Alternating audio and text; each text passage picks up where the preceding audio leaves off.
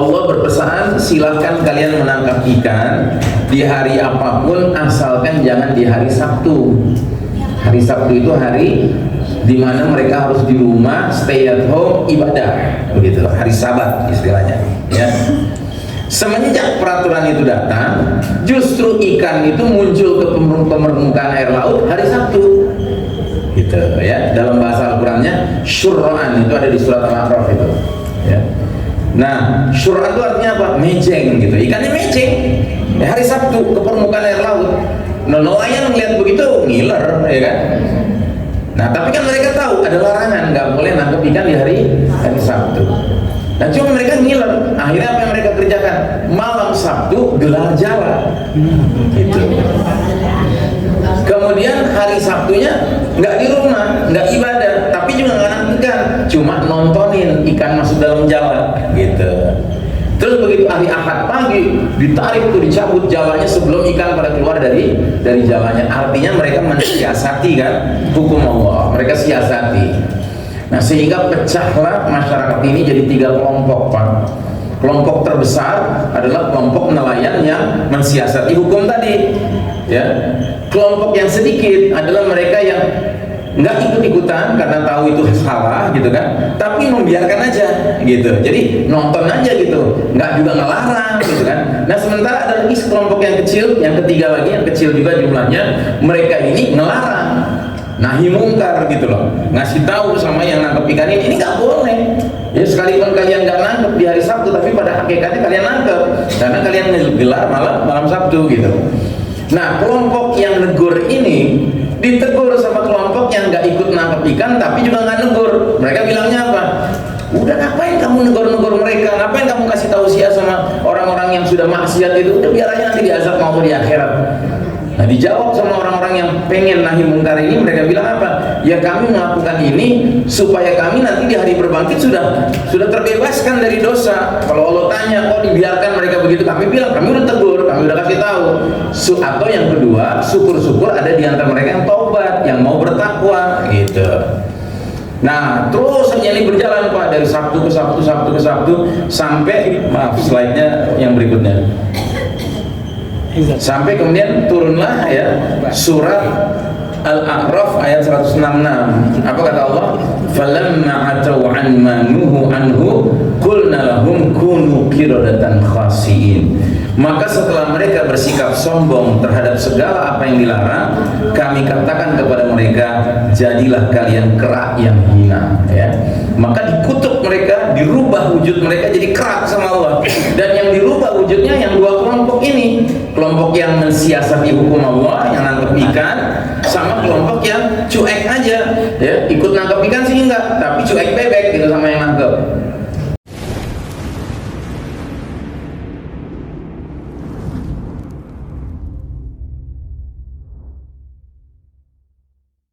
Termasuk contoh yang lain, Bani Israel itu ada yang tinggal di tepi pantai, ya, desa para nelayan, Bani Israel semua nih. Nah, mereka mata pencahariannya nangkep ikan, ya. Terus suatu ketika Nabi yang ada di tengah-tengah mereka menyampaikan pesan Allah kepada mereka. Apa pesannya? Allah berpesan, silakan kalian menangkap ikan di hari apapun asalkan jangan di hari Sabtu. Hari Sabtu itu hari di mana mereka harus di rumah, stay at home, ibadah, begitu. Hari Sabat istilahnya, ya. Semenjak peraturan itu datang, justru ikan itu muncul ke permukaan air laut hari Sabtu, gitu ya. Dalam bahasa Al-Qur'annya syur'an, itu ada di surat Al-A'raf itu, ya. Nah, syur'an itu artinya apa? Mejeng, gitu. Ikannya mejeng, ya, hari Sabtu ke permukaan air laut. Nelayan ngeliat begitu ngiler, ya kan? Nah, tapi kan mereka tahu ada larangan, nggak boleh nangkep ikan di hari Sabtu. Nah, cuma mereka ngiler. Akhirnya apa yang mereka kerjakan? Malam Sabtu gelar jala, gitu. Kemudian hari Sabtunya nggak di rumah, nggak ibadah, tapi juga nggak nangkep ikan, cuma nontonin ikan masuk dalam jala, gitu. Terus begitu hari Ahad pagi ditarik tuh, dicabut jalanya sebelum ikan pada keluar dari jalanya. Artinya mereka mensiasati kan hukum Allah, mereka siasati. Nah, sehingga pecahlah masyarakat ini jadi 3 kelompok, Pak.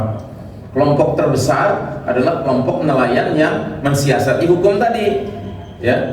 Kelompok yang sedikit adalah mereka yang nggak ikut-ikutan karena tahu itu salah gitu kan, tapi membiarkan aja gitu, jadi nonton aja gitu, nggak juga ngelarang gitu kan. Nah sementara ada lagi sekelompok yang kecil, yang ketiga lagi yang kecil juga jumlahnya, mereka ini ngelarang, nahi mungkar gitu loh, ngasih tahu sama yang nangkep ikan ini nggak boleh. Ya sekalipun kalian nggak nangkep di hari Sabtu, tapi pada hakikatnya kalian nangkep karena kalian gelar malam Sabtu gitu. Nah kelompok yang negur ini ditegur sama kelompok yang nggak ikut nangkep ikan tapi juga nggak negur. Mereka bilangnya apa? Udah ngapain kamu negur-negur mereka? Ngapain kamu kasih tausiah sama orang-orang yang sudah maksiat itu? Udah biar aja nanti diazab maupun di akhirat. Nah dijawab sama orang-orang yang pengen nahi mungkar ini, mereka bilang apa? Ya kami melakukan ini supaya kami nanti di hari berbangkit sudah terbebaskan dari dosa. Kalau Allah tanya, oh dibiarkan mereka begitu, kami bilang kami udah tegur, kami udah kasih tahu. Atau yang kedua, syukur-syukur ada di antara mereka yang taubat, yang mau bertakwa gitu. Nah terus saja ini berjalan Pak, dari Sabtu ke Sabtu, Sabtu ke Sabtu, sampai maaf slide-nya yang berikutnya. Sampai kemudian turunlah ya surat Al-A'raf ayat 166. Apa kata Allah? Falamma atau an manuhu anhu qulna lahum kunu qiradatan khasiin. Maka setelah mereka bersikap sombong terhadap segala apa yang dilarang, kami katakan kepada mereka, jadilah kalian kerak yang hina, ya. Maka dikutuk mereka, dirubah wujud mereka jadi kerak sama Allah. Dan yang dirubah wujudnya yang dua kelompok ini, kelompok yang mensiasati hukum Allah, yang nangkep ikan, sama kelompok yang cuek aja, ya, ikut nangkep ikan sih enggak, tapi cuek bebek gitu sama yang nangkep. Nah sedangkan yang kelompok yang nahi mungkar itu dibiarkan Allah tetap menjadi manusia, nggak dikutuk sama Allah gitu ya. Ini pelajarannya apa buat kita? Ini pelajarannya kita ini nggak boleh cuek kalau ada kemaksiatan, kemungkaran terjadi di sekeliling kita. Kita harus ikut terlibat menegur, sekalipun teguran kita nggak berhasil nggak apa-apa, yang penting kita harus tegur, karena kalau tidak, seandainya datang azab Allah, kita termasuk kena karena kita biarkan. Makanya umat Islam ini ciri khasnya dikatakan sebagai khairu ummah, umat yang terbaik, karena kita punya yang namanya kebiasaan ta'muruna bil ma'rufi wa tanhauna 'anil munkar, memerintahkan yang ma'ruf dan mencegah dari yang munkar, begitu. Nah, jadi dikutuk jadi kerak, begitu. Bahkan di ayat yang lain surat Al-Maidah ayat 60 itu ada yang dikutuk jadi kerak dan ada yang dikutuk jadi babi, begitu, ya. Walaupun dalam kitab-kitab tafsir para ulama dikatakan bahwa mereka yang dikutuk jadi kerak maupun babi itu tidak bereproduksi, ya, tidak berketurunan. Jadi sampai mati ya sudah punah gitu mereka. Ya, bahwa sekarang di zaman modern ini ada Yahudi yang bernama Charles Darwin ngaku-ngaku keturunan kerak, ya urusan dia itu. Ya, dia Yahudi itu, ya kan, barangkali dia bagian dari yang itu tadi, ya, nelayan-nelayan itu. Nah, anyway, ini kelakuan-kelakuan Bani Israel seperti ini Pak, ngeyel, suka berdusta, ya kan, suka mengingkari mendustakan para nabi, bahkan membunuh para nabi, ya kan. Akhir-akhirnya sama Allah turunlah, maaf, ini belum sampai sini, ya masih di sini ya ini. Akhirnya keluarlah surat Al-Maidah ayat 13. Apa kata Allah? Allah berfirman, "Fabima naqdihim mitsaqahum la'annahum wa ja'alna qulubahum qasiyah." Tetapi karena mereka melanggar janji, ya, Bani Israel ini, maka kami melaknat Bani Israel dan kami jadikan hati mereka keras membatu, ya. Nah, jadi Bani Israel bukan saja kemudian dilaknat sama Allah, tapi bahkan dicabut keistimewaannya, hilang keistimewaan, sudah nggak istimewa lagi. Jadi kalau sekarang ada orang-orang Yahudi di Israel sekarang yang ngomong bahwa we are the chosen nation, kami ini bangsa pilihan, atau dalam bahasa Arabnya Sya'bullah al-Mukhtar, bangsa pilihan Allah gitu ya. Itu dulu, sekarang udah enggak. Itu udah dicabut jauh-jauh hari sama Allah, dikutuk sama Allah, dijadikan hati mereka keras membatu. Dan satu kaum kalau sudah dikutuk sama Allah, hatinya keras membatu, apa yang terjadi pada diri dia? Yang terjadi adalah dia akan melihat segala sesuatu terbalik-balik, Pak. Apa yang Allah bilang benar, mereka bilang salah. Apa yang Allah bilang salah, mereka bilang benar. Allah bilang ini hak, mereka bilang ini batil. Allah bilang ini batil, mereka bilang ini hak. apa yang Nabi Muhammad SAW katakan sebagai fitnah paling dahsyat sepanjang sejarah umat manusia Bani Adam, yaitu Dajjal. Justru bagi mereka Dajjal yang mereka nanti-nantikan sebagai apa? Sebagai the Messiah, Al-Masih, sang juru selamat, begitu ya. Jadi semua dibalik-balik, Pak. Karena apa? Sudah dikutuk sama Allah, sudah jadi keras hatinya. Makanya kita orang beriman ini harus menjaga hati kita ini terpelihara menjadi hati yang lembut, yang lunak, supaya apa? Kalau dapat petunjuk dari Allah, petunjuk dari Rasul, nggak mental gitu loh. Petunjuk itu nempel sama kita, ditampung sama kita, diterima sama kita. Nah, jadi Bani Israel ini akhirnya dikutuk sama Allah Ta'ala, dicabut keistimewaannya, dan tidak ada lagi yang namanya mereka menjadi bangsa pilihan, nggak ada. Bahkan mereka jadi bangsa yang terkutuk. Maka kalau hari ini seluruh dunia, atau katakanlah hampir seluruh dunia, berteriak-teriak mengatakan, "Hai Zionis, hentikan pembantaian kalian kepada penduduk Gaza," ya. Mereka dengan ringannya jawab apa? Kami nggak melakukan pembantaian, kami sedang membela diri. Nah, gitu, ya kan? Semua orang juga tahu ini pembantaian. Masa membela diri sampai anak kecil mesti dibunuh, sampai wanita mesti dibunuh, sampai rumah sakit mesti dihancurin, sampai masjid, gereja dihancurin, sekolah dihancurin, ya kan? Nah, jadi mereka memang keras membatu hatinya, Bang. Dan akhirnya sama Allah Ta'ala, kita umat Islam ini, orang-orang beriman ini, diharuskan dalam sholat kita mengingat-ingat mereka. Karena apa? Selanjutnya mereka dijuluki Al-Maghdubi alaihim. Next slide, ya, slide berikutnya. Jadi mereka menjadi kumpulan orang-orang yang dimurkai Allah, ya. Dan ini diabadikan. Dan kita dalam sholat kita, baik wajib maupun sunnah, kita membaca. Saat kita membaca surat apa? Al-Fatihah. Karena ada hadisnya, la sholata liman lam yaqra bi fatihatil kitab. Nggak ada sholat bagi orang yang nggak baca surat Al-Fatihah. Jadi kalau sholat kita nggak ada surat Al-Fatihahnya, batal, Pak. Nggak sah sholat kita. Nah, sedangkan dalam Al-Fatihah permintaan kita cuma satu. Dari 7 ayat itu yang sifatnya permohonan hamba kepada Rabbnya cuma satu. Ihdinas siratal mustaqim, tunjuki kami jalan yang lurus. Jalan yang mana itu? Siratal ladzina an'amta alaihim, jalannya orang-orang yang telah mendapat nikmat karena menempuhnya. Siapa orang-orang itu yang mendapat nikmat karena menempuh jalan yang lurus? Pertama, an-nabiyyin, para nabi-nabi, ya. Dan bagi kita nggak ada satu nabi pun yang kita bedakan dengan nabi lain, karena bagi kita semua nabi hakikatnya muslim. Ya, dalam Al-Quran berapa kali Allah mengatakan Nabi Ibrahim alaihissalam itu kana hanifan musliman wa ma kana minal musyrikin. Namanya Nabi Ibrahim alaihissalam itu dia seorang muslim yang lurus, yang lempeng, dan dia bukan seorang musyrik. Begitu juga ketika Nabi Yakub alaihissalam mau wafat, dia tanya kepada anak-anaknya, nanti kalau aku sudah wafat, ya kan, kalian akan menyembah kepada siapa?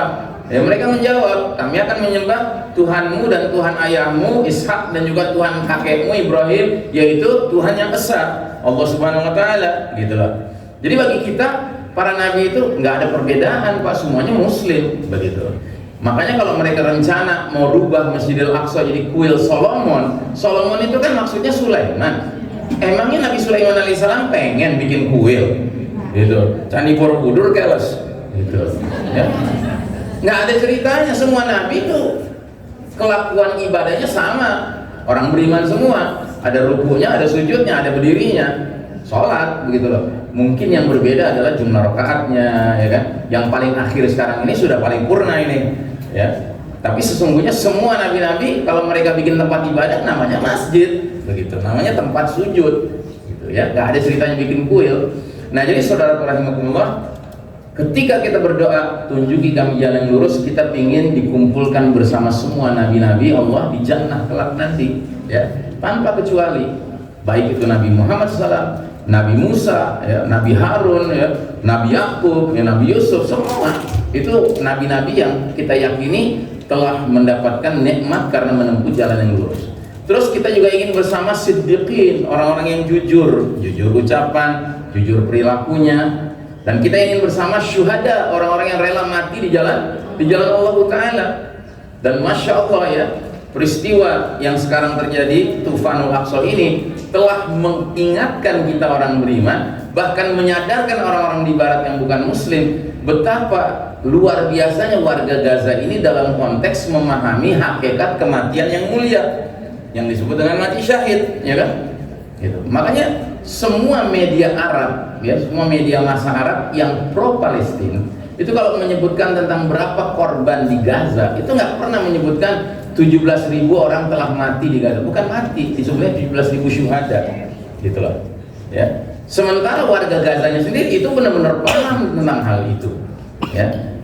Anak kecilnya, orang dewasanya semua kalau nyebut saudaranya dibom gitu sama Israel, nggak nyebut mati, nyebutnya syahid.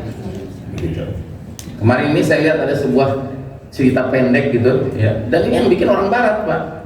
Dia nulisnya sambil pakai bahasa Inggris, ya kan? This broke my heart, katanya. Saya benar-benar hati saya itu hancur gitu membaca ini, ya.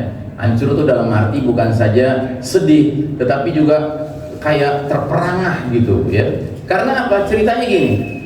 Suatu ketika ada serangan pesawat tempurnya Israel ke atas angkasa Gaza ini. Nah, seorang wanita, ibu-ibu, manggil anaknya, anak lakinya pas lagi serangan itu lagi main di luar, anak kecil, ya kan? Nah, dia panggil, ya kan, nak, ini ada serangan, cepet pulang, gitu. Nah, si anaknya kelihatan lari menuju rumahnya. Belum sampai rumah, ada bom jatuh lagi, anaknya mati di depan mata si perempuan ini, si wanita ini. Sedih sekali dia.